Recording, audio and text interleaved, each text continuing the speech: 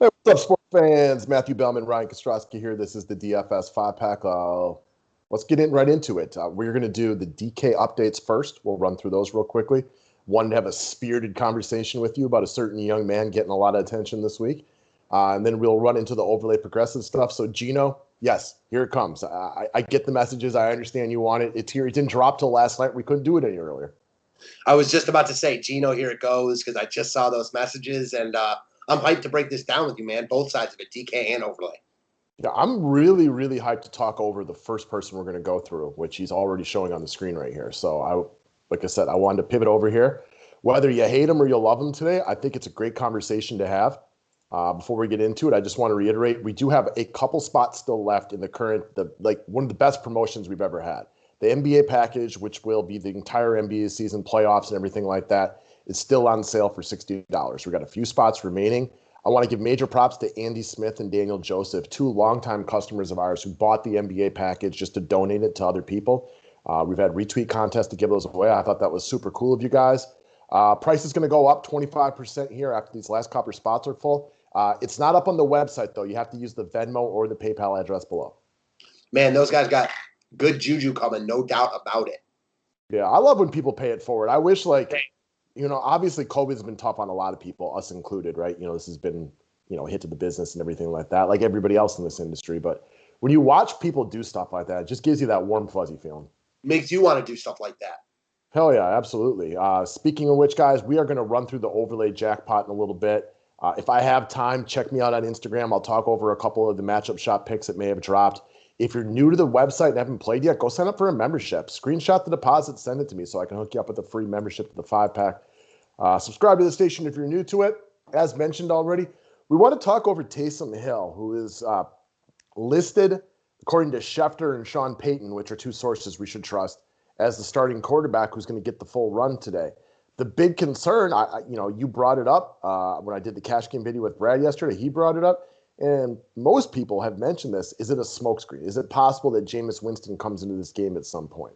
My gut feeling, with no real inside knowledge of the situation, you mentioned this yesterday. Sean Payton loves Taysom Hill. I think it's his job today. I am not really that concerned about Jameis unless Taysom Hill just plays like absolute horse poop. I'm a little bit more worried than you are, not going to lie.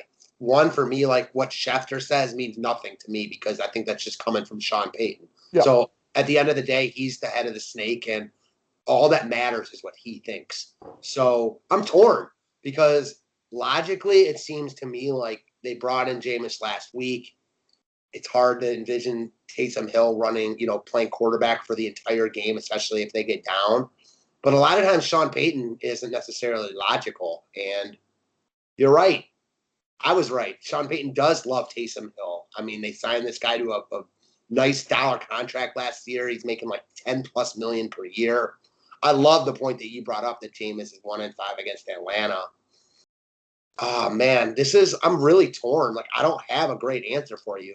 I think that it goes without saying that if you're playing on FanDuel, you lock him in at tight end because the opportunity cost there is nothing. It's different on DK because he takes up your quarterback spot. I'm torn. I don't think there is a right or wrong answer right now. I think that he's obviously in play. I think that to fade him, you have to have some balls because of the price. But there are other good quarterbacks in play this week. I wish I had a concrete, this is what you definitely have to do. I don't feel either way about it. I know you're more leaning towards you got to play him, but I don't even think no, I'm not. I don't think you have to play him. I think I like him, and I love the cap savings. But if you like one of the top money quarterbacks, how could I possibly not think it makes a lot of sense? If you love Justin Herbert, go for it. That's the vibe I got from you. It's Hill makes a lot of sense, but he isn't the must of all musts. If you like someone else that's more expensive, do your thing. That being said, he has potential to be one of the top value plays of the entire year. No doubt about it. So, man, I am torn. It's making this slate very interesting. At the end of the day, and I think you'll agree with this, I do think that you'll be able to win with him or without him. Yeah, that's probably the most likely scenario. So I was asked a question by a customer of ours yesterday, does he even really have upside? Yeah. Yes, absolutely. You want to know why? Because rushing yards trump passing yards at a 2.5 to 1 ratio. And I think you're not quite understanding what their game plan is if you don't think that he has a legitimate shot at 100 rushing yards and maybe even 2 touchdowns. 100 rushing yards and 2 touchdowns is 25 DK points. Now, if he throws it for 150 on top of that, maybe even throws one in, because I also believe that he is going to pound Atlanta with his ability to run the ball. I think he's psyched to make this start, and eventually that's going to pull the defense up once. I think he might get like one deep play too. Yeah, I agree. He definitely has upside. I'll say this, like he could be the highest scoring QB on the slate, like because of the rushing upside. So yeah, he's got big upside at 4,800. If there was no worry about Jameis to me, and that is a worry. I don't care what Sean Payton says before the game because, things change. Like Mike Tyson said, you always have a plan until you get hit in the mouth. So what happens when they get hit in the mouth? That being said, if I knew that Taysom Hill was going to play the entire game, it's hard not to just lock him in. And that is what Sean Payton's telling us. So if you're making one optimal lineup, it's very hard not to play him. I'll say that. I'm more confident in him than you are as far as him playing the full game, but I could be on Twitter and it's a noon game, right? Yeah. I don't know, 4 hours from now, doing one of those GIFs where you put the clown mask on, kind of like the one that I sent to you yesterday. Like, yep, you were right. I was wrong. There's no doubt that is a possibility. I'm more worried. Like, you're more worried that it's a smokescreen. I'm not as worried about that. I'm worried that maybe he just doesn't play well. And all of a sudden, it's halftime and they're down 17-3.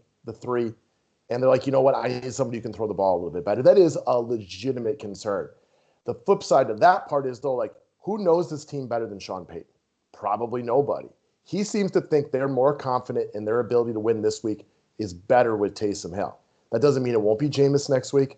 But if Hill plays well, I think Sean Payton's he wants this to be his future quarterback because Drew Brees, this could easily be his last season. Yeah, definitely. I've been reading a lot about that this morning, last night. Again, I think that for me, the hesitation comes in the fact that you're right. I think it's most likely that he handles all the QB snaps because that's what we've heard. He's named the starter. The chance that he doesn't, however, when you play a guy like that at quarterback, will probably kill your lineup. Right, because if he's terrible and he gets removed, your only hope is that you're playing cash games and not GPPs, and that the rest of your lineup kills it, and you find a way to just barely meander into the money. What kind of ownership do you think he gets today? Because that's where I guess my guess is, I don't know, 25 in cash, maybe 20 in GPPs. I don't really know though. I don't really know either. I expect him to be popular, but I don't think he's going to be much more popular than what you just said. I'm with you. Okay. And again, I am just guessing on that one. It could be way more popular or not nearly as popular. I don't have a good feeling on that one. And, there's ownership projections everywhere. I don't think they have an ability to really predict this one because having talked this one out with a few people yesterday, there's a lot of people have one foot in each side of the camp. A lot of people feel like you do. A lot. And I don't blame you. I completely understand why you feel that way.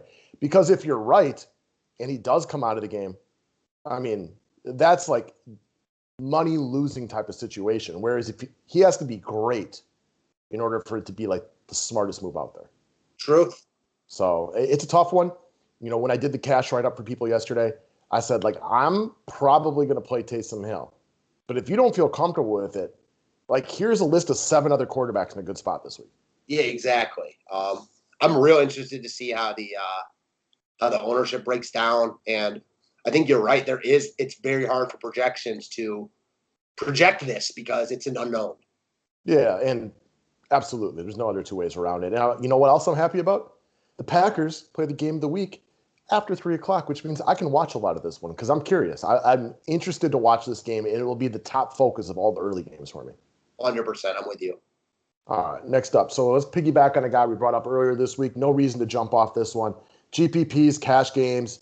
I wouldn't say he's going to kill it to the point you have to play him, but Jacoby Myers, I don't do nearly as much searching out of other people's picks as I know you watch a lot more of the DFS shows out there than I do. I can't not go on social media, though, and see this dude mentioned. So my first thought is he's going to be pretty popular.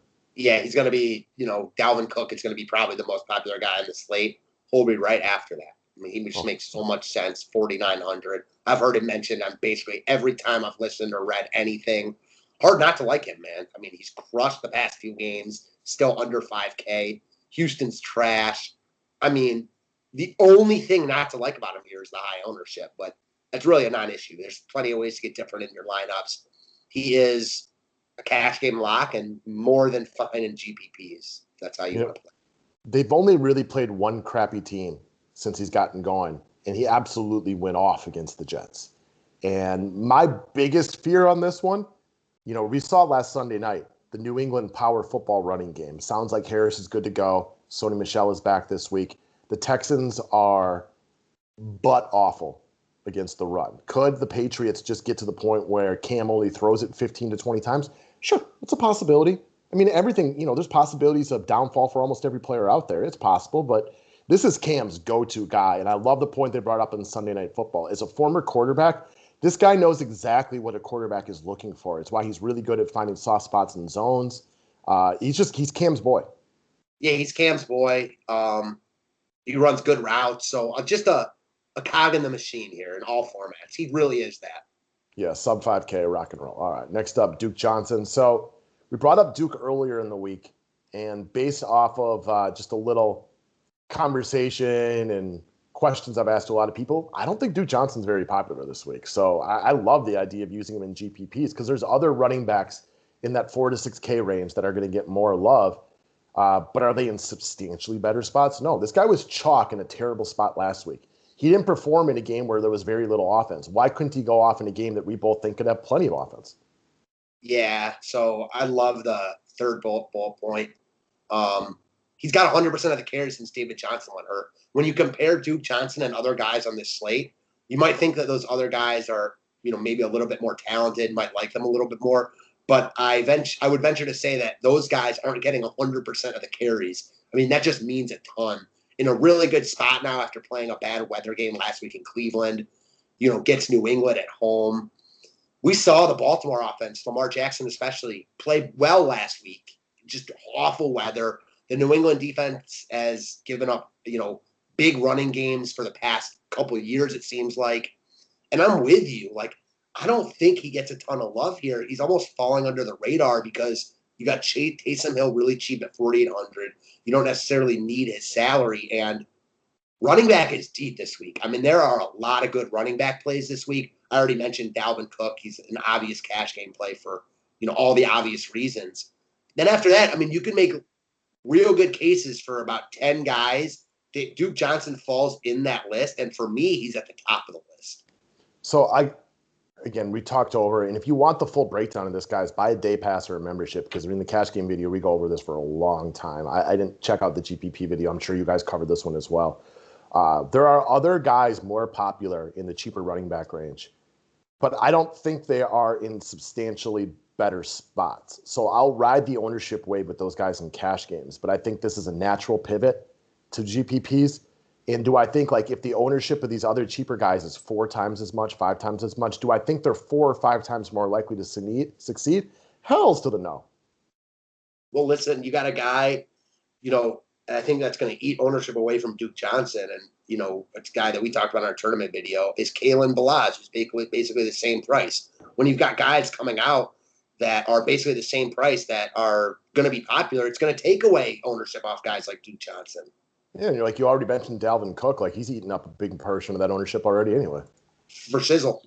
All right, so lots and lots of love to the early morning comment when finally somebody dropped the Mims. This is why I'm hot reference we made earlier in this week.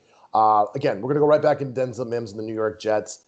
This is a guy that earlier in the week was more likely to make my lineup than he is now, only because of the other cheap plays that we have gotten in the meantime, and I just don't think I'm going to need the salary. What that does for him, though, is I think you get him at very, very low ownership. The Chargers defense is all name, no production, right? They have a lot of guys you think are good, but their defense actually does not play well, and it gives up a lot of points via the pass, despite the fact that they have a lot of good individual players. So I think you get Mims at low ownership in a game that I actually think could have some decent offense. Last time out, and this was before a bye week to get even better, the Jets offense looked competent, which, I know that's not a great word to describe something, but when you're as bad as the Jets, competent's a compliment. Yeah, agreed. A lot to like here. I think there are other guys in this price range a little bit more expensive that will get more love. Chris Conley's right there at 3K. But as far as upside goes, I love Mims here. I mean, he's actually really good, a first round pick, starting to develop that rapport with Flacco. And I'm with you, man. The Chargers suck. They're all name, no substance. Not going to be surprised at all if the Jets win this game. I think they're definitely in this game. I think they move the ball. Chargers defense was not impressive last week against Miami. They haven't been impressive basically all year, especially with Bosa out. I mean, the upside at 3,300 is real. And you're right. He's probably not a guy that's going to make either one of our optimal lineups because there's only so many roster spots you can use. But I love the idea of getting here in tournaments, especially if you're like going big on the Chargers. You said something that I know this is something you point out more than I do. He's actually good. That doesn't always make the difference because fantasy is about opportunity and talent. But if you have opportunity and talent, give me both of them because he's actually a very, very talented young wide receiver, a guy who can go out and make plays. A guy where like 150-50 ball, he's the kind of dude who can go up and get it, turn it into a touchdown, which is all you're going to need in a situation like this. I feel like I like looking at it like this, when you've got it's hard to put into words, but when you've got like I'm going to just skip that thought because I can't get it out right. I get you, though. Like, you'd rather play a guy who's actually talented. Yeah, exactly. I mean, that's just – sometimes I do think that, because I'm guilty of that myself. Like, we forget about that. Sometimes some of these guys are only just bodies. Some guys are actually very talented young players, and he's one of them. It means more to me when I see a guy's actually good. Like, I know a lot of people say, like, Marquez Valdez-Scantling, and I know I've said this, sucks. He sucks. You can't play him because he sucks. He sucks. He sucks. He can't do anything. He sucks. Well, it doesn't really matter that much that he sucks because Aaron Rodgers is throwing him the ball and he's got, really nice opportunity. On the flip side, I care that a guy like Mims is really good because his upside at some point is going to come through. Well, that's why like all this stuff is such an interesting conversation for sports nerds like us because like Valdez-Scantling is actually big, fast, has a good quarterback throwing him the ball, but like he has no confidence. And that's what Aaron Rodgers has been talking about for 2 years is like the guy drops wide open passes and he gets inside his own head and then he's down in himself. Well, then like we saw against San Francisco, like one play and all of a sudden he's got that confidence and now he's not so bad. Like all this stuff is like, it's not linear. Like it has an up and down flow to it. And that's why it's such an interesting conversation on a week in and week out basis. Exactly. I mean, even two guys right now, like that's hard for me to even play them. Like David Montgomery and Jonathan Taylor. All you hear about these guys is they suck, they suck, they suck. You can't play them. Well, it's not, like you said, it's not linear like that. Yeah. And I am in first place in one of my fantasy leagues with my main running backs being Jonathan Taylor and David Montgomery, but they're not fun to watch. David Montgomery, and I don't blame him entirely because the Bear doesn't create any holes for running, and there's no threat of the deep play and stuff like that, but he does suck. Yeah, it's definitely hard to watch those guys right now. Yeah. All right, man. So let's talk about Kerryon Johnson. So with the news that one of your favorite players, DeAndre Swift, is out this week with a concussion, just when we thought this dude was like finally ready to be like the guy in Detroit, like he was awesome last week, and you're like, finally, free DeAndre Swift. No, bro, I'm going to get concussed and I'm not going to be in there. So we're back to the Adrian Peterson and Kerryon Johnson show. So Adrian Peterson is the starter. He is the guy who's going to get the lion's share of the carries earlier in the game. But this leads me to another question. Who's a better running back right now? I know Peterson's an all-time great, so you think of him. But like right now, do we think Adrian Peterson's better than Kerryon Johnson? I don't. I don't either.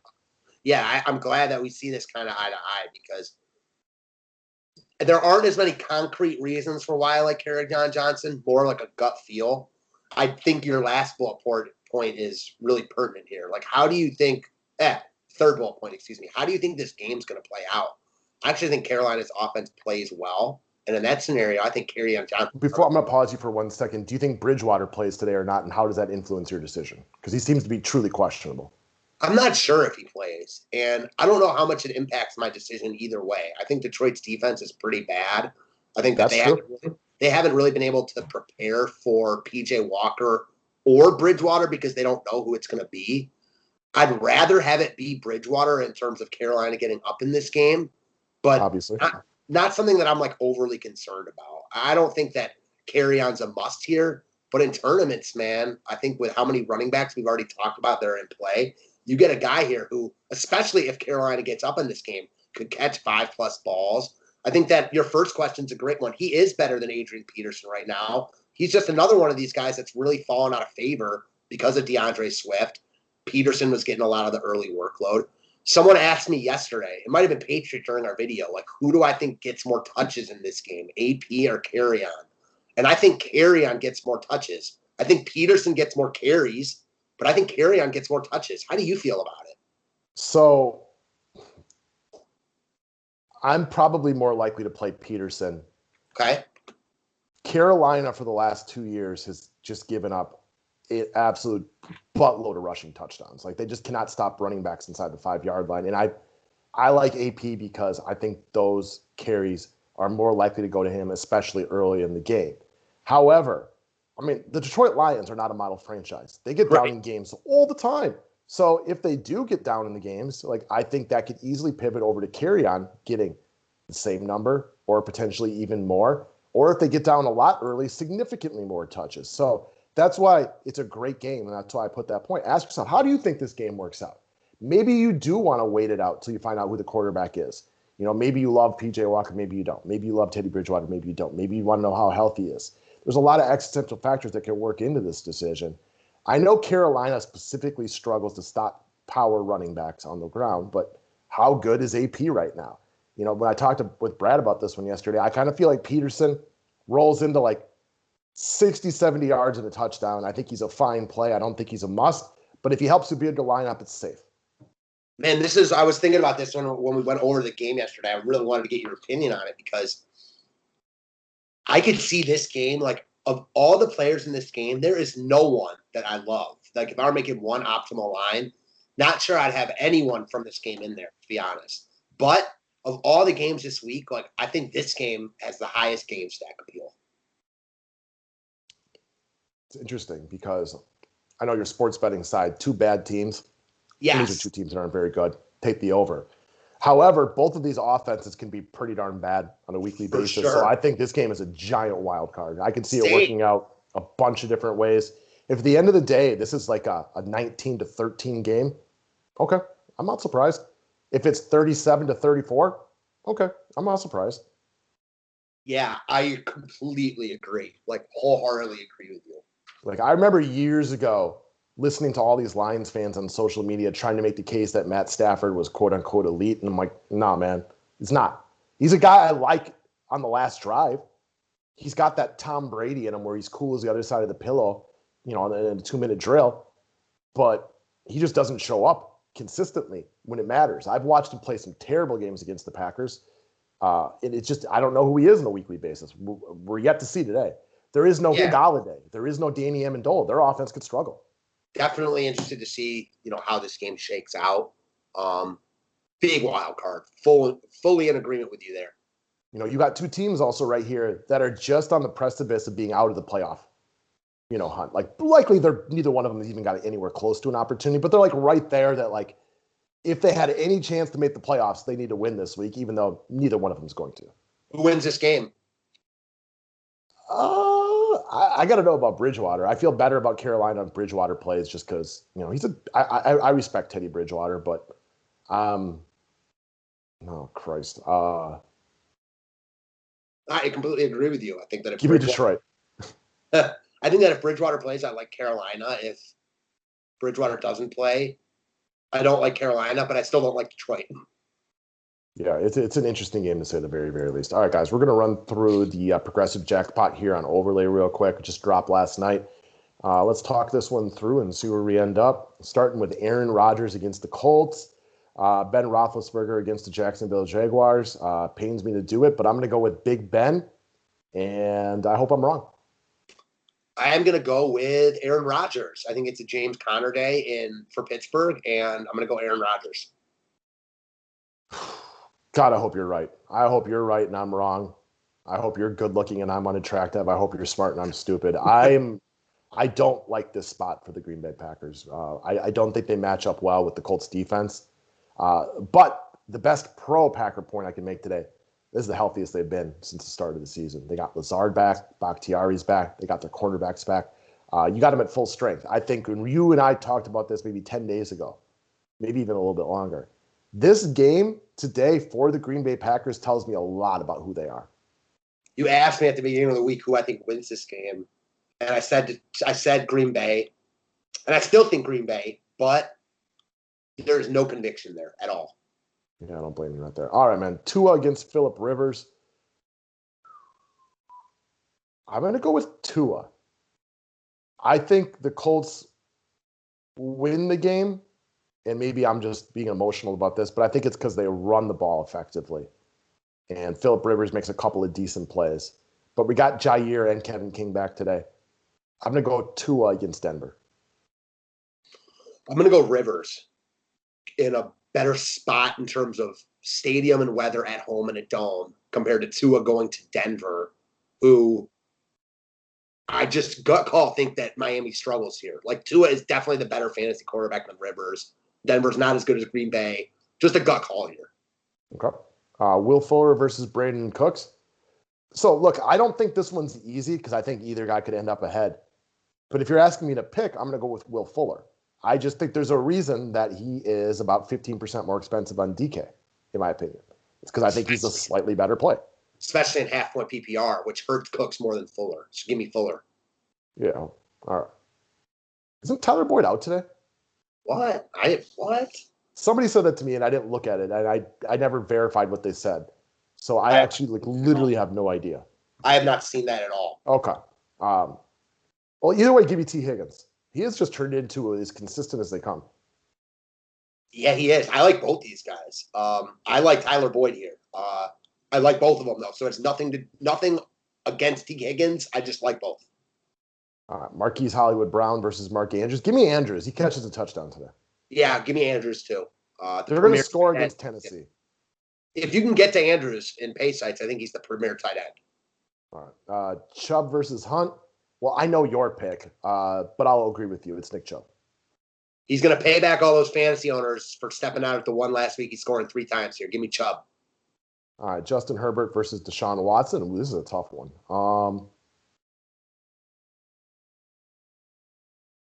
Justin Herbert. Give me Watson. Yeah, I can't. I don't blame you for picking Watson, right? Like, this is a tough one. A lot of times we agree on almost all of them. Today we're disagreeing on a lot of them. Well, that's because Overlay is doing their job and giving us some tough calls. I'm sad to say this for Deshaun Watson. I just trust Justin Herbert. He has 19-plus points in every game he's ever played. Yeah. A lot to like there, no doubt about it. All right, Matt Ryan versus Joe Burrow. They're both good plays. They're both shortlisted on everywhere. Watson and Herbert? Yeah. Yeah, for sure. Okay, Matt Ryan versus Joe Burrow. Who do you got? So I wanted to ask you about this one. I like Burrow, and I kind of like Burrow, this week in general. Patriot likes him a lot. My biggest concern is that Cincy's O-line sucks and Washington's D-line is really good. What's your take on Burrow this week? And then you can answer the question. Yeah, I saw somebody else say they liked Burrow, and I didn't really understand it necessarily because, if you like him on pure volume, okay. Cincy's offensive line isn't great. Burrow gets sacked a lot. He holds the ball a little bit too long. And Washington, the one thing Washington does well, right, is get the ball to Terry McLaurin and rush the passer. So I'm going to go with Matt Ryan, although I don't love the spot for Matt Ryan either. No Lattimore helps. What's that? No Lattimore helps him. Oh, he's out today? I didn't even notice that. That does help. Mm-hmm. Yeah, give me Matt Ryan then. Yeah, for sure. Okay. Aaron Jones versus Derrick Henry. I'm going to go with Jones because of the baseline points in the pass catching game, and I think they're going to have to throw some screens today. I don't really love it, though.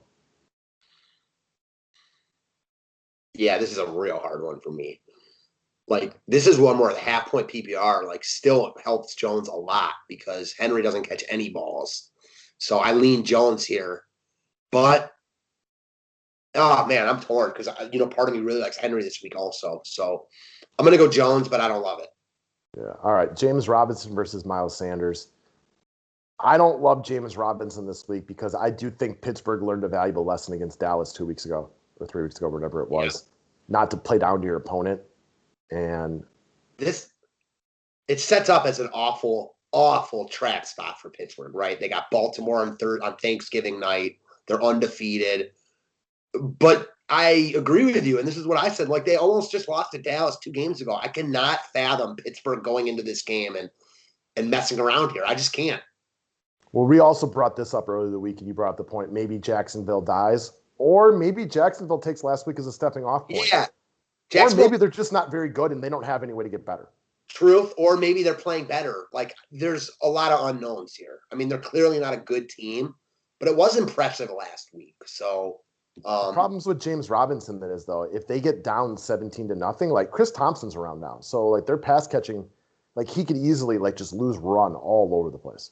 For sure. Bad weather in Cleveland, but I'm still going to go Miles Sanders. Just expect a much better game script for him. Miles Sanders usually is good for like one big play. That should be enough probably to beat James Robinson. All right, Adam Thielen versus Justin Jefferson. I've been a big Adam Thielen fan the last couple of years, but I'm jumping off right here. I got Justin Jefferson as an emerging stud. I like a guy who can get deep against the Cowboys. He is good. I love him. Give me Jefferson. All right, Kirk Cousins versus Alvin Kamara. Oh, Kamara. What a weird one. Yeah, it is a weird one, but I think Kamara, who's probably now also going a little under the radar.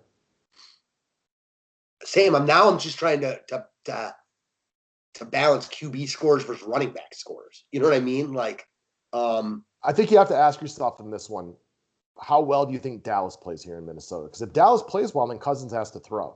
But if Minnesota, who's played well recently, gets up, like it's going to be the Cook show, and Cousins might only have 19 pass attempts.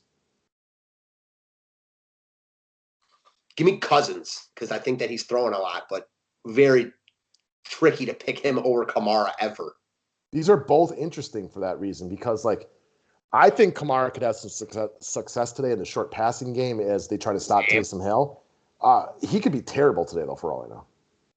I feel like if Taysom Hill is not productive, that will really hurt Kamara. But I'm so with you. Like the ideal pairing for Taysom Hill is Kamara. Dump downs, running game. I'm with you. This feels weird to say. Give me Jacoby Myers versus Michael Thomas. One, if you just want to look at the recency bias, that'll tell you Jacoby Myers. But two, like I think it's a running game day for New Orleans. Michael Thomas is better than Jacoby Myers. I'm not silly. I completely understand that. But I do think Myers, who is the complete focal point of the passing game, I trust him more today than I do Michael Thomas. Who would have thought this was a question? If Breeze was the QB, who would you go here? Michael Thomas. Would you for sure? Yeah, absolutely. I wouldn't fall victim to the recency bias that much. Okay. But with Taysom Hill, give me Jacoby Myers.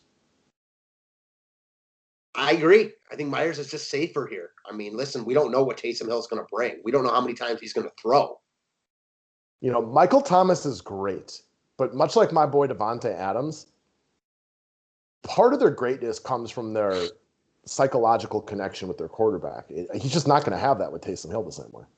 Agree. It also does seem like that Michael Thomas, I mean, he is not close to the same guy from last year for whatever reason. Yeah. Yeah. All right. Jerry Jeudy versus CeeDee Lamb. I'll take CeeDee Lamb. CeeDee Lamb, easy. I mean, right? Yeah. I know you think Miami struggles today, but Miami's defense is good. Yeah, Miami's definitely the better team there. Like, I actually think CeeDee Lamb's in a much better spot here. I mean, not even close. Yeah, like if you're just watching this and haven't paid that much attention, like Dalton's back today. He's not great, but he's competent. Yeah, also, like, Judy's going to be on Xavier Howard. Like, it's not a good spot for Judy. All right, Travis Fulgham versus Jarvis Landry. Give me Jarvis Landry. Easy peasy lemon squeezy. I like Fulgham, guys, but they are now loaded up with players in Philly. They've gotten healthy. They got Alshon Jeffrey back. They got Rieger back. They got Dallas Goedert. It is not just Travis Fulgham or bust. Who wins that game? Cleveland. Good.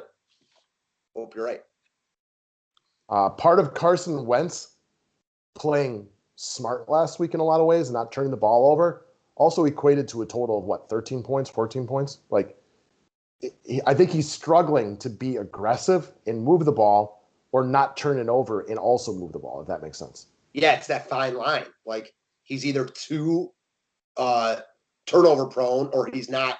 Like, yes, I completely get it. Yeah, so, and again, I like Travis Fulgham. I can't believe he was a Green Bay Packer for a hot minute and we got rid of him because I liked everything I saw about him in a couple games with Philly, but they are now relatively healthy, minus Deshaun Jackson and Zach Ertz, of course. For some reason, every time this is so random, but you're going to like this comparison. Every time I think about how Fulgham used to be on like the Packers practice squad and they cut him, I think about Anthony Santander, how he was on the Indians, spring training or whatever, and cut him. Like, he's not good enough to be in your outfield right now.